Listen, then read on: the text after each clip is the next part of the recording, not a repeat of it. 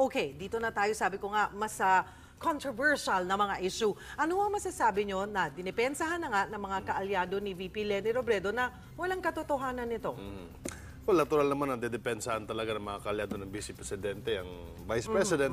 Pero hindi maalis ang katotohanan na talagang merong nag-leak na impormasyon na open Yahoo group. I don't know why they opened it. So it's one huge stupidity to talk about bringing down a government. For example, ito yung sinabi ng isa sa mga nakasulat dito sa Lenny Leaks. Duterte is violating so many constitutional provisions, and I'll be writing an article which specifically points out that this can be the legal grounds to remove him from his position. The whole world and decent good Filipinos will be with us. We'll do our part here in the U.S. and other parts of the world. So, ibig sabihin, talagang merong effort na to undermine the government. Siguro, ang gawin din siguro ng mga taong involved dito is to prepare their answers once the investigation kicks off.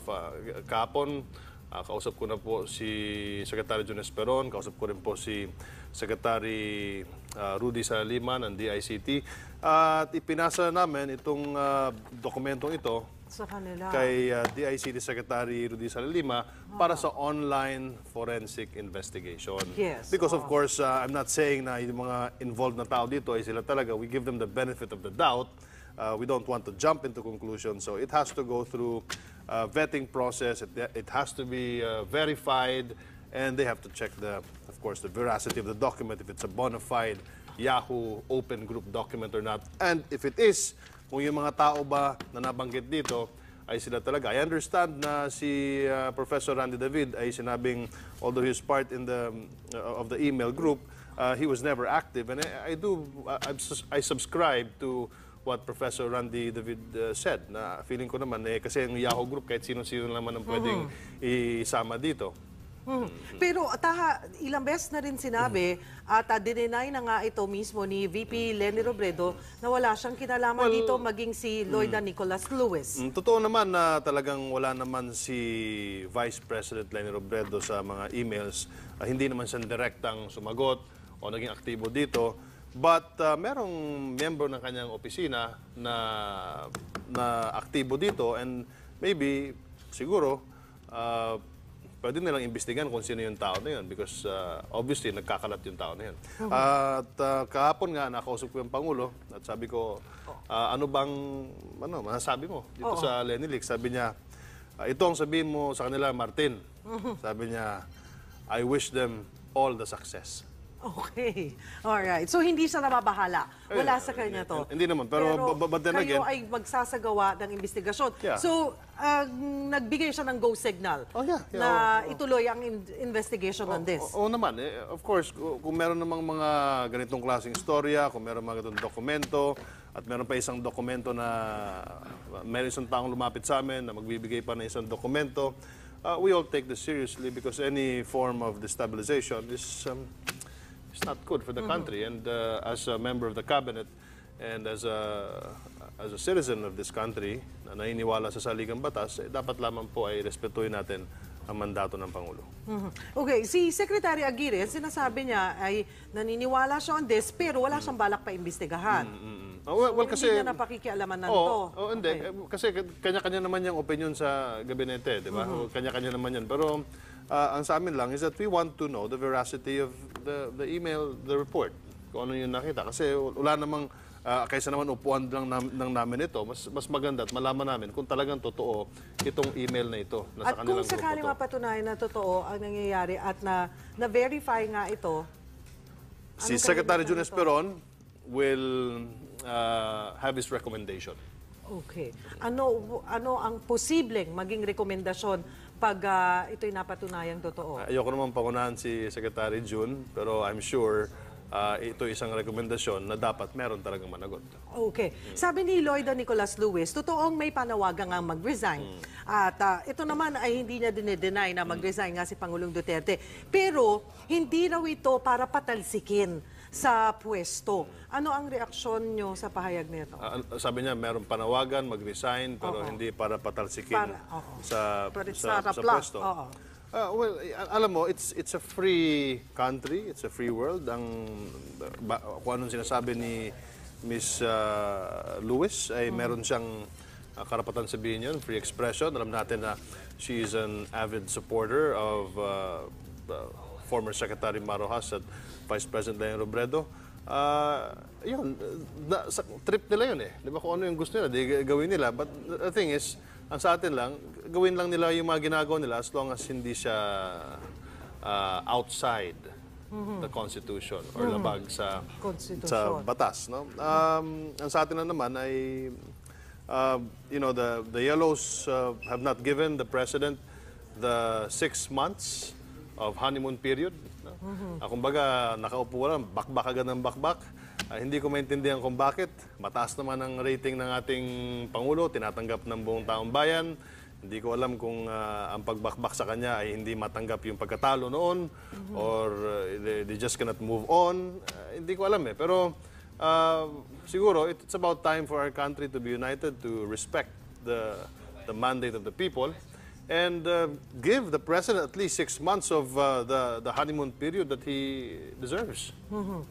Panghuli na lamang, iibahin ko lang muna ang issue. Pag-usapan natin ang kalusugan ng Pangulo. Naging issue ito nitong nakaraang taon at ito sa pagsalubong ng bagong taon. Lumabas nga sa balita na nagtungo daw ang Pangulo sa China. Ano ba talaga ang estado ng kalusugan ni Pangulong Duterte? Nagkaroon kami ng cabinet meeting kahapon. Napag-usapan ba yun? Nabalita na nagpunta nga siya sa isang cancer institute sa China? Nag-usap kami ni Presidente. Sabi niya, Martin, halika dito. Sabi ko, yes, boss. Sabihin mo kay Tatad, baka mauna pa siya sa akin. Okay. Alright. Well, there was a cabinet meeting. We started at 3 p.m. and we lasted about 11. Ayaw na nga presidenteng tapusin yung cabinet. But of course, it was late already. And, you know, you can see that the president was so attentive and it's himself. Pero wala talagang katotohanan na nagtungo siya ng China. Sa Davao, i-check na lang po ni Secretary o ni Senator Tatad yung sa immigration. Kasi ang sinasabi rin niya ay pwedeng i-check doon sa ospital. But of course, we can't do that. I-check niya sa immigration kung lumabas muna ng Pilipinas. Alright. At i-check niya rin sa Davao kung lumabas muna ng Davao. Sana hindi lamang ito ang una at huli at hindi na kami mahirapang imbitahan ka. Hindi naman. It was good seeing you and thank you so much for your time, Secretary. It's great to be back. Ayan. Pero hindi mo kami namimiss. Miss mo pa. Masyadong maraming trabaho. Alam mo kasi, ganito lang yan eh. Every time na ako'y bumibiyahe, Metro Manila, alam kong busy tayong lahat, I just tune into Radyo 5, narinig ko yung boses ko, and I feel at home already. Oo, nandun ka pa rin eh. Nandun pa rin ang boses mo. Alright, maraming salamat, Presidential Communications Secretary Martin Andanar. Sa iba pang balita, pinaiimbestigahan ng Malacanang ang kumakalat na email ng panawagan di manong patalsikin sa pwesto si Pangulong Rodrigo Duterte. Binansagan itong Leni Leaks ng ilang netizens. Mariin namang itinanggi ni Vice President Leni Robredo na may kinalaman siya sa sinasabing plano. Giit ng Vice Presidente, panibagong paninira lang ito laban sa kanya. May report si Sandra Aguinaldo. Nais malaman ng Malacanang kung totoo o hindi ang kumakalat na tinaguriang Leni Leaks o yung mga email messages na nagbunyag daw ng panawagang hingi ng pagbibitiw ni Pangulong Duterte ng mga taong kilalang supporter ni Vice President Leni Robredo. At ang inatasang mag-imbestiga rito, mismong si National Security Advisor Hermogenes Esperon. It is important in the sense that we have to know the veracity of some things as they affect, of course, our stability. Kung kaya nila, because look at this. Ano bang charges nila? What don't they want? Ano bang ayaw nila? Sa blog na Thinking Pinoy, inilabas ang umunang email ng Filipino-American billionaire philanthropist na si Loida Nicolas Lewis. Nakasaad na para matigil daw ang planong alisin sa pwesto si Robredo ay manawagan para sa pagre-resign ni Duterte. Tutal daw, nangako si Duterte na magbibitaw sa pwesto kapag hindi nalutas ang problema sa droga sa loob ng 6 na buwan. Nanawagan din ito na sumama sa Duterte Resign Movement. Itinanggi ni Robredo na may kinalaman siya sa palitan ng email. Ayon sa bise, panibagong paninira lamang daw ito. Ngayon may bago na naman pala, Lenny Leaks.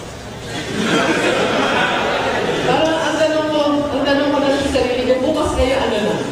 Ito bang paninira sa akin ngayon, mas mahirap ba siya than losing my husband? Hindi eh. I think losing my husband was still the more difficult one. And if I was able to survive that, I'd be able to survive everything. Bumisita sa Marinduque ngayong araw si Robredo para kamustahin ang mga nasalanta ng bagyong Nina. Inamin niya na supporter niya si Luis mula nang tumakbo siya sa pagkakongresista. Pero di raw totoo na nagkita sila sa Amerika at nagplano laban kay Duterte, tulad ng sinasabi ni Justice Secretary Vitaliano Aguirre. To notice it to me, I don't know. When I was in New York, Secretary po siya ng DOJ. Sana po hindi po siya nagsasabi ng mga kasinungalingan.